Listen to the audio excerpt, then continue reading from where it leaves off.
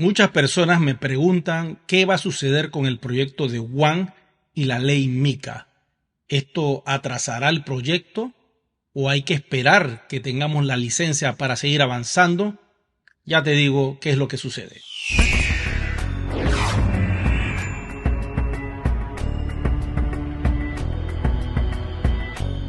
Lo primero que debes de entender es que Yuan Ecosystem no opera solo en la Unión Europea. Yuan Ecosystem está en más de 194 países. Hay diferentes comunidades en cada país y dependiendo de la región, Yuan Ecosystem se comporta de una manera completamente diferente. En el caso de la Unión Europea, las cosas cambian porque se está regulando todo el ecosistema criptográfico en ese bloque económico.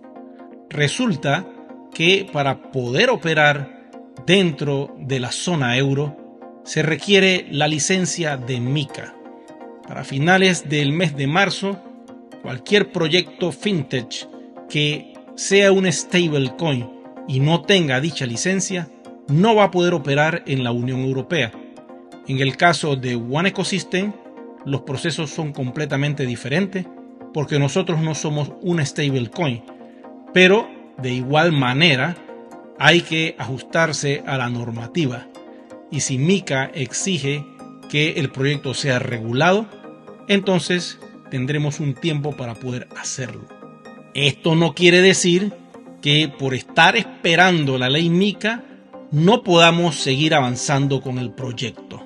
Recuerden que la casa matriz de Yuan Ecosystem se mudó a Hanoi, Vietnam. Esto quiere decir que en ese país USDT está aprobado oficialmente como moneda criptográfica legal. Por lo tanto, Yuan Ecosystem puede operar libremente en esa zona, en esa región, sin ningún problema. Esto nos permite avanzar con el proyecto y seguir desarrollando todos los aplicativos. Eventualmente, yo tengo la fe de que USDT tarde o temprano va a entrar en la ley MiCA y va a tener su licencia.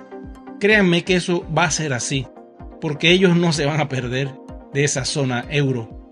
A pesar de que USDC tiene el control ahora mismo de esa zona euro porque es el único proyecto norteamericano aprobado como stablecoin dentro de la región, no quiere decir que USDT se va a quedar atrás.